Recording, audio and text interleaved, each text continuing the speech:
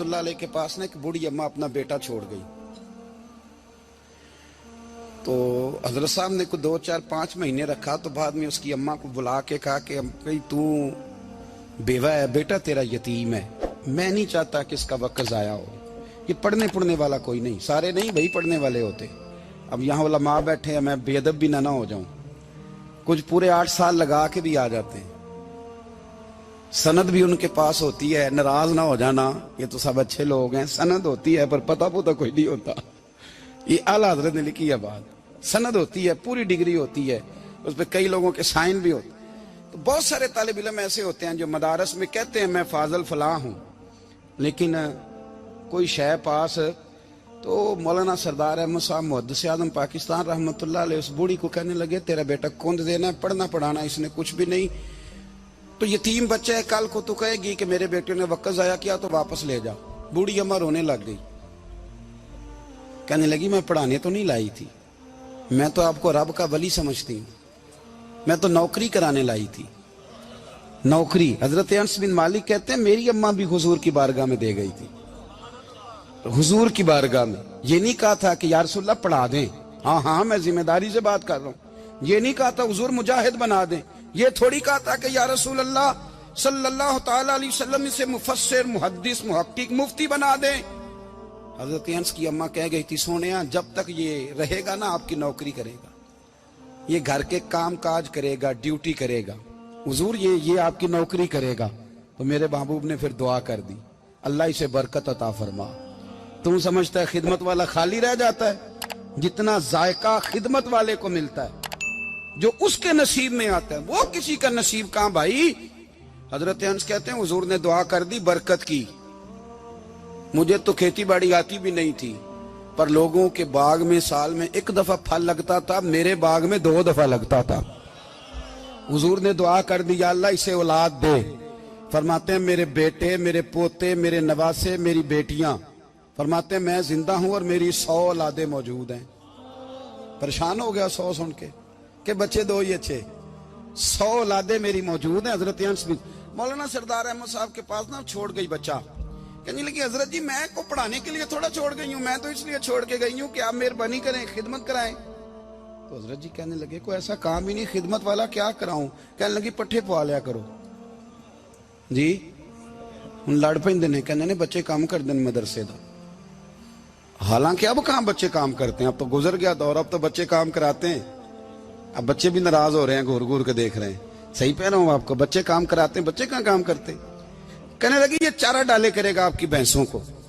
تو حضرت نے اس کو کہا کہ بی بی چارہ میری بھینسوں کو ڈالنے کے لیے میں نے بندہ رکھا ہوا ہے, تو جا لے جا. کہنے لگی ہاتھ باندھ کے حضور مہربانی کریں رکھ لیں, چارہ ڈالے گا. اور پتر توجہ سے چارہ ڈالنا حضرت کی بھینسوں کو.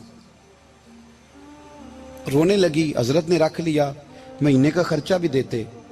شام کو نا وہ سارا دن کام کرتا, شام کو آ کے پیروں میں بھی بیٹھ جاتا. حضرت جی لائیں تیل تھوڑا سا, پیر نہ دبا دوں. 8 سال ساتھ والے پڑھتے رہے, یہ بیچارہ نوکری کرتا رہا. میرا روپ بھی نہیں تے میرا رنگ بھی نہیں, اور مینو یار منان دا ٹنگ بھی نہیں. کبھی کبھی نا حضرت بلال حبشی فارغ ہوتے نا تو نبی پاک کی بارگاہ میں عرض کرتے حضور کوئی کام تو نہیں, سارے ہو گئے, حضور جاؤں ذرا. چلے جاتے. ایک دن سلمان فارسی کہنے لگے یا رسول اللہ یہ بلال کہاں جاتا ہے. فرمایا جا دیکھ کے تو آ. حضرت سلمان واپس آئے تو آ کے رونے لگے. کہنے لگے سونیا جب یہاں سے جاتا ہے نا تو جا کے سیدہ فاطمہ کی چکی پیسنی شروع کر دیتا, بی بی صاحبہ کے کام کرنے لگتا ہے. گھر میں جا کے اسنین کی ڈیوٹی کرتا ہے, وہاں بھی کام یہاں بھی کام. وہ چارہ ڈالتا رہا, اس نے چارہ ڈالا. حضرت محدث اعظم کی بھینسوں کو دستار فضیلت کا وقت آ گیا, سارے پگڑیاں سجا کے آ گئے, آج دستار ہوگی. یہ نہ پیچھے ہو کے بیٹھ گیا, چونکہ پڑھا ہی نہیں تھا تو دستار کاہے کی. دستار تو اس کی جو پڑھے گا, ہم نے تو پڑھا ہی نہیں, ہم نے تو یار پڑھا, گھر پڑھا, ڈیوٹی کری. حضرت محدث اعظم رحمت اللہ علیہ کے ہاں جب اعلان ہونے لگا نا کہ اب دستار ہوگی, تو حضرت نے پہلا اعلان اس کا فرمایا. تو مجھے والا بندہ کپڑے بھی کدی کدی بدل دے نا. وہ کہتا ہے جس حال میں بھی تھا میں پلٹ کے دیکھنے لگا کہ پڑھا پڑھایا تو ہے, کوئی شے نہیں. یہ ماجرا کیا ہے. پیچھے سے اٹھ کے آئے, تو کہتے ہیں باقیوں کی دستار کسی عالم نے کی, کسی صوفی نے کی, لیکن یہ بھینسوں کو چارہ ڈالنے والا جب آیا تو محدث اعظم نے فرمایا پگڑی کے بال کو کوئی ہاتھ نہ لگائے, یہ ساری دستار میں نے کرنی ہے. اور فرماتے ہیں حضرت بال بھی دیتے جاتے تھے اور آنسو بھی بہاتے جاتے تھے, ماتھا بھی چومتے تھے اور فرماتے تھے دستار کے بعد چلا تو نہیں جائے گا یار, مجھے تو عبادت بھی نہیں رہ گئی, مجھے تو چابیوں کو بھی نہیں پتا کون سی کہاں رہتی ہے, جائے گا تو نہیں تو رو پڑا, کہنے لگا سونے جائے تو وہ جس کے پلے کچھ ہے ہو, آتا جاتا تو ہے کچھ نہیں, مجھے کس نے رکھنا ہے, میں نے کہاں جانا ہے, ادھر کہاں تو ادھر ہی رہوں گا. وہ اس طالب علم کے سارے استاد بھائی کہتے ہیں اس نے دستار کرائی, پڑھا پڑھایا کچھ نہیں, پر جو مسئلہ اڑ جاتا تھا نا, وہ جو اڑ جاتا تھا نا, وہ جا کے اس سے پوچھتے تھے تو کتابیں کھولنے کی ضرورت نہیں پڑتی تھی. حضرت ام سلمہ رضی اللہ تعالیٰ عنہ کہتی ہے میں نے عرض کی یا رسول اللہ صلی اللہ علیہ وسلم میری بچی بڑی بیمار ہے, تو مجھے کسی نے کہا ہے یہ تھوڑی سی نشے والی چیز ہے, یہ بنا کے تیار کر کے دو صحیح ہو جائے گی, بیمار ہے بچی تو یہ نشے والی چیز ہے, اس کو تیار کر کے دو, تھوڑا نشہ ہے. اگرچہ بعض, میں نے شروع میں کہا, بعض لوگ مریض کو, سخت مریض کو ایسی ادویات جو مجبوری بن جائے اس کی گنجائش اور اجازت دیتے ہیں. محتاط علماء تو اس میں بھی بہت ساری چیزیں پہلے بیان کرتے, لیکن اس نے کہا جی نرا نشہ دینا ہے شفا کے لیے. حضرت ام سلمہ کہتی ہے میرے نبی پاک نے میری طرف دیکھا, میری طرف, تو میں نے کہا یا رسول اللہ آپ کیا فرمانا چاہ رہے ہیں؟ تو نبی پاک نے فرمایا ام سلمہ کبھی ناپاک چیز میں بھی شفا ہوئی ہے, کبھی ناپاک چیز میں بھی, کبھی شراب اور خمر میں بھی شفا ہو سکتی ہے. شفا رب کریم نے رکھی ہے پر شہد کے اندر رکھی ہوئی ہے, شفا اللہ نے رکھی ہے قرآن مجید میں رکھی ہوئی ہے, تو اس میں بھی کبھی یہ حضور نے بیان کیا ہے کہ اس کے اندر شفا ہو سکتی, تو امت کتنی دلیری کرتی ہے جو یہ مشورے دیتی ہے کہ اس کے اندر نشہ ہے, شراب ہے, تو کھانسی چلی جائے گی تو فلانی بیماری چلی جائے گی. نہ آؤ ان چیزوں پہ, نہ اپنے ایمان کو خرابی دو, اور نہ ایسی باتیں کرو جس سے کہ ڈائریکٹ رسول اللہ صلی اللہ علیہ وسلم کے واضح ارشادات کی مخالفت ہو. میرے نبی پاک صلی اللہ علیہ وسلم نے فرمایا, اور پھر کچھ لوگ کہتے ہیں تھوڑی پی ہے جی. اب تو میں تجزیے میں پڑھ رہا تھا کہ ایسی شراب ایجاد ہو گئی ہے, لوگ شراب پیتے ہیں اور وہ مست بھی رہتے ہیں, کار بھی چلاتے رہتے ہیں, کہتے ہیں جی نہیں ہمارا ذہن معاف نہیں ہوا تو یہ والی صحیح ہے, نشہ نہیں لاتی. میرے نبی پاک صلی اللہ علیہ وسلم نے فرمایا جس چیز کی تھوڑی مقدار, زیادہ مقدار حرام ہے اس چیز کی تھوڑی مقدار بھی حرام ہے, جس کی زیادہ مقدار حرام ہے اس کی تھوڑی بھی. تو خمر اور شراب اگر فل پینا جائز نہیں تو تھوڑی پینا بھی جائز, یہ حرام ہے اور حرام تھی اور قیامت تک حرام ہی رہے گی. میرے نبی پاک صلی اللہ علیہ وسلم نے منع کیا اور حضور نے اظہار ناپسندیدگی فرمایا, اور میں 40 دن تو عبادت ہی قبول نہیں ہوتی شراب پینے والوں جب تک سچی توبہ نہ کرے. یہ لفظ جب ادا کرتا ہوں تو شرم سے میری زبان لڑکھڑاتی ہے کہ یار درباروں پہ بھی نشہ بکتا ہے. میں یہ بات کر رہا ہوں صوفیاء کا ترجمان, درباروں پہ, مزاروں پہ, اور سجادہ نشینوں تمہیں زمین نگل جائے, آسمان تمہیں لے اڑے, تم پر قہر نازل ہو, تم نے باپ دفن کر کے تو وہاں نشے کا اڈا بنا لیا, ماؤں سے بیٹے چھیننے لگے ہو, عورتوں کے سروں سے کپڑے چھیننے لگے ہو, سہاگ مارنے لگے ہو, بیٹیاں اور بیٹے یتیم کرنے لگے ہو, نشہ بیچتے ہو درباروں اور مزاروں پہ.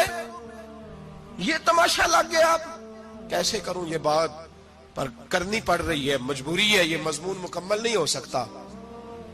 بند کر دیں وہ دربار, ہمیں نہیں چاہیے جن درباروں پہ نشہ بکتا ہے. میں ذمہ داری سے کہہ رہا ہوں, بات ریکارڈ ہو رہی ہے. جوتے کی نوک پہ وہ سجادہ نشین جو امت کو ڈرگز دیتا ہے, وہ سجادہ نشین کا ڈیرا نہیں, وہ گند کا اڈا ہے, وہاں سے فیض نہیں مل رہا, امت کی تباہی ہو رہی ہے. بتا دو, پھیلا دو, اس کو اعتراض کرنا ہے کرو. میرے رسول پاک سید عالم صلی اللہ تعالی علیہ وسلم کا دین ضروری ہے, کسی پیر کی سجادگی ضروری, بولیے سجادگی ضروری. بڑی ذمہ داری سے کہہ رہا ہوں اور نمائندگی کر رہا ہوں اپنی جماعت کی. نہ ہمارے بزرگوں نے کل اس کی حمایت کی تھی، نہ آج کرتے ہیں، نہ قیامت تک کریں گے۔ بند کر دیں وہ دربار اور مزار۔ بزرگ دنیا میں یہ کام کرنے آئے تھے، اور ہماری سوچ اتنی گر گئی ہے، اتنے ہم کمزور ہو گئے۔ کہتے ہیں جب اس کو چڑھ جاتی ہے تو پھر بڑی معرفت کی باتیں سناتا ہے۔ تجھے شرم نہیں آئی یہ لفظ کہتے ہوئے؟ اب نشئی تجھے معرفت سکھائے گا؟ اب تو شرابی سے، بھنگی چرسی سے دین سیکھے گا؟ کہتے ہیں اس نے پی ہوئی تھی، چڑھی ہوئی تھی، بات کر دی تو میرا کام بن گیا۔ اتنی گندی اور میلی سوچ صاحب ایمان کی ہوتی ہے، تو اب نشیوں سے جا کر دعائیں کرائے گا؟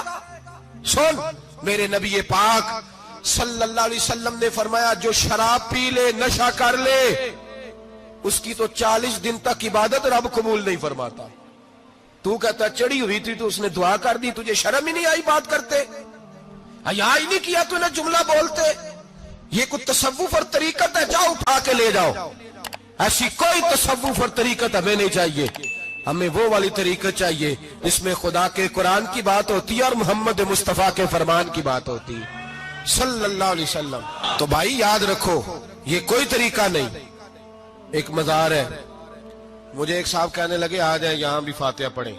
میں نے کہا یہاں کیا ہے؟ کہنے لگے تھے تو بابا جی نشہ وشہ کرتے، پر اب سنا ہے لوگوں کی منتیں بڑی پوری ہوتی ہیں، مجھے جذبات بڑے کم آتے ہیں۔ میں نے اس آدمی کو گریبان سے پکڑ لی، میں کہ ادھر ہٹ، وہ تو نشہ کرتا تھا اور تو جاتا تھا، تیری یہ کیسے طاقت ہوئی؟ تو نے مجھے مشورہ دے دیا، تو ہمیں کمزور سمجھتا ہے؟ ہم کمزور ایمان کے لوگ ہیں، اور میں یہاں تجھے کہوں گا نہیں نہیں میں یہاں نہیں جاتا، میں وہاں جاتا ہوں۔ بالکل کوئی لگی لپٹی بات نہیں، کھری بات۔ تصوف وہ، دربار وہ جہاں قرآن پڑھا جائے اور رسول اللہ کی حدیث سکھائی جائے، باقی کوئی مطلب نہیں کسی قسم کا۔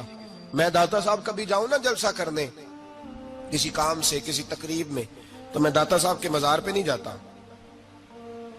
میں کہتا ہوں یار یہ یارانہ نہیں کہ بندہ کسی کام آیا تھا تو فاتحہ پڑھ لی، واپس چلو۔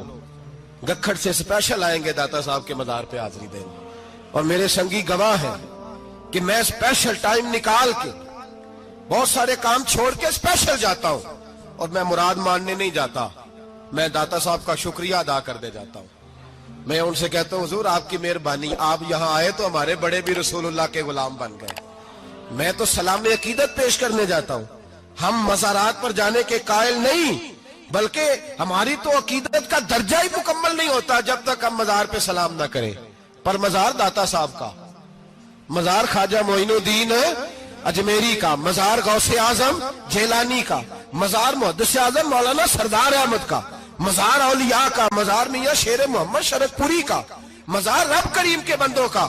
بھنگیوں چرسیوں کے مزار نہیں ہوتے، اور نام ان مزارات کے قائل ہیں، بالکل قائل نہیں ہم۔ میں تھوڑے دن پہلے لاہور گیا تھا، تو میں کار میں میاں صاحب میاں شیر محمد شرک پوری کا ذکر کر رہا تھا۔ میں اپنے دوستوں سے کہہ رہا تھا یار بہت بڑا بابا ہوا ہے، تو مجھے کہنے لگی کرامت کیا ہے؟ میں نے کرامت یہ ہے کہ ساری زندگی سنت کا درس دیا ہے۔ تو مجھے کہنے لگے آپ کبھی گئے نہیں؟ میں نے کہا میں اسپیشل گیا تھا، اور تھوڑے دنوں کے بعد پروگرام بناؤں گا تو میں ساتھ لے کے جاؤں گا۔ ہم مزارات کے قائل ہیں، حاضریاں دیں گے مزاروں پہ، لیکن بھنگیوں چرسیوں کے مزاروں پر جانے کے قائل ہیں؟ زور سے بولے، یہاں جانے کے قائل ہیں؟ کوئی عقیدہ نہیں ہے ہمارا۔ نشہ بکے گا اب مزاروں پہ، اب یہ تصوف ہوگا وہاں، یہ طریقت ہوگی۔ اور ملت پر رحم کھاؤ خدا را۔ اگر تمہارے قومی ادارے کہتے ہیں رپورٹ کرنے والے کہ 70 لاکھ پاکستانی نشہ کرتا ہے، تو کیا تمہیں یہ نہیں پتا کہ نشہ بیچتا کون ہے؟ کیا تمہیں یہ نہیں پتا کہ ڈرگز کا کاروبار کون کرتا ہے؟ اگر تمہیں یہ پتا ہے تو کیا یہ خبر نہیں تمہیں کہ ان رگوں پر یہ خون اتارتا کون ہے؟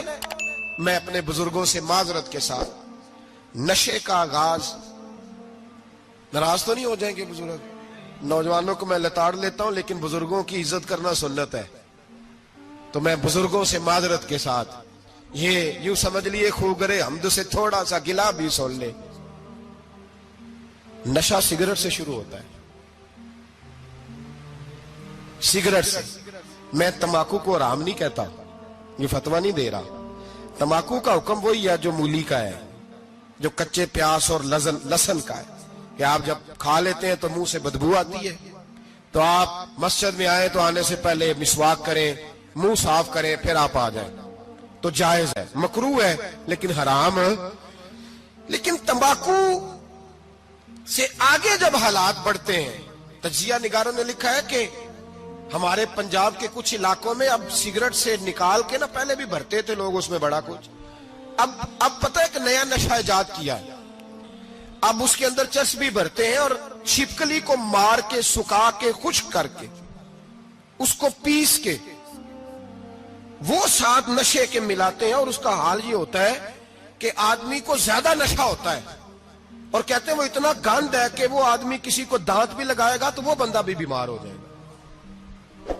کیا یہاں لوگ اسپرٹ نہیں پیتے آپ کے ملک میں؟ اور ہم کبھی سڑک پہ جاتے ہیں تو نشئی کو دیکھ کے مذاق کرتے ہیں, دیکھنا میں ہارن لگاؤں گا تو گاڑی کے ہارن سے گر جائے گا, لیکن تجھے پتا نہیں کہ یہ کسی ماں کا بیٹا ہے, پتا نہیں کسی بیوی کا شوہر ہے. ایک ہمارے دوست ہیں, بزرگ ہیں, ان کا داماد فوت ہو گیا, نشہ کرتا تھا, تو میں تعزیت کرنے ان کے گھر پہنچا تو کھڑے ہو گئے ہاتھ باندھ کے, کہنے لگے حضرت صاحب باقی ساریاں گلاں چھڑ دیو, صرف نشے تے تقریر کریا کرو. وہ جب جیتا تھا تو تب بھی اس کے بچے یتیم ہی تھے, یتیم ہی تھے. میری بیٹی جب میرے گھر آتی تھی اور میں اپنے پوتوں کے اترے کپڑے اسے پہننے کو دیتا تھا تو میرا کلیجہ پھٹتا تھا, اور میری بیٹی اس کی زندگی میں بھی بیوہ کی زندگی گزار رہی تھی. وہ میری بہوؤں کے اترے ہوئے کپڑے پہنتی تھی, کوئی دعا کرو, کوئی جلسے کرو, یہ لت ختم ہو جائے. اور کہنے لگا اب میرے وہ چلا تو گیا ہے, دادا دادی اس کے پہلے کوئی نہیں, چچا ہے کوئی نہیں, جب تک تو میں زندہ ہوں ان نواسوں کو کوئی روٹی کا لقمہ, کوئی کپڑا مل جائے گا, لیکن سوچتا ہوں میں بوڑھا ہوں, مر گیا تو ان کو کوئی پوچھے گا بھی نہیں, کون ان کی خبر. اتنا ظلم اس قوم سے, اتنی زیادتی, اور آرام سے لکھ کر لوگ گزر گئے کہ یہ 70 لاکھ ہے, ان کا درد تو سمجھو, تکلیف تو سمجھو. 7 فٹ کا سونا جوان اور نشے کا عادی ہے تو کسی نالی میں پڑا ہوا ہے. اور میں نے کہا اس قوم کے ساتھ اس سے بڑا بھیانک مذاق کیا ہوگا. کوئی دانشور تھا بڑا ظالم, اس ظالم سے کوئی مشورہ لینے آیا, اس نے آ کے کہا تو بڑا ظالم ہے, بڑے کڑوے مشورے دیتا ہے, میرا ایک دشمن ہے, میں اس سے بدلہ لینا چاہتا ہوں, میرا دل کرتا ہے اس کا بچہ قتل کر دوں تاکہ وہ تڑپے. تو ظالم نے کہا اسے قتل نہ کر, وہ تو اس کا باپ 2-4 مہینے رو کے چپ کر جائے گا, پھر میں سخت سزا دینا چاہتا ہوں, مشورہ دے. تو اس نے کہا اس کے بچے کو نشے پہ لگا دے, جس کا بچہ نشہ کرے گا وہ باپ روز مرے گا, روز جیے گا, وہ ماں روز مرے جیے گی, نشے پہ لگا دے. اس قوم کے ساتھ سب سے بڑا ظلم یہ ہوا کہ ملت کا جوان نشے پہ لگ گیا, ڈرگز پہ لگ گیا. اتنے تباہ حالات ہوئے کہ جوان چڑھتی جوانیاں, اماں نے کتاب دے کے بھیجا تھا, اور کالج سے واپس آئے تو نشے کے ٹیکے ہاتھوں میں پکڑے ہوئے, ٹیکے. اور آپ کے اس ملک کے اسلام آباد میں ایک دن میڈیا نے وہ خبر بھی وائرل کی اور وہ چیز بھی دکھائی لوگوں کو, 3 مہینے کا بچہ لے کے نشئی سڑک پہ آ گیا. اس نے کہا میرا نشہ ختم ہو گیا, میرا بچہ خرید لو, 2 پڑیاں دے دو. تو وہاں بیبیاں جو سن رہی تھی وہ بھی چیخے مار کے رو رہی تھی. یہ ظلم کیا اس قوم کے ساتھ, اور کرپشن کی لعنت نے اجازت دی سپلائی کرنے والوں کو کہ گلی گلی بیچے, گلی گلی. انہوں نے کچھ تھوڑا ظلم نہیں کیا ان حکمرانوں نے. اور ہماری اپوزیشن, اس کو نہ صرف اتنا پتا ہے کہ یہ جائیں اور ہم آئیں, اس سے زیادہ کوئی غرض نہیں. بھائی کرپشن کے خلاف نکلے ہو تم, نشے کے خلاف کس دن نکلو گے, جوئے کے خلاف کس دن, قوم تو مر رہی ہے نشے سے, اس کے خلاف میدان میں کب آؤ گے. صرف اتنا ہے کہ یہ جائیں اور ہماری باری آئے, اس سے زیادہ کچھ نہیں. جتنے مجرم وہ ہیں اتنے ہی تم بنتے جا رہے ہو. ورفعنا لك ذکر ورفعنا لك ذکر, تیری خوشبو میری چادر, تیرے تیور میرا زیور, تیری خوشبو میری چادر, تیرے تیور میرا زیور, تیرا شیوا میرا مسئلہ. ورفعنا کا ذکر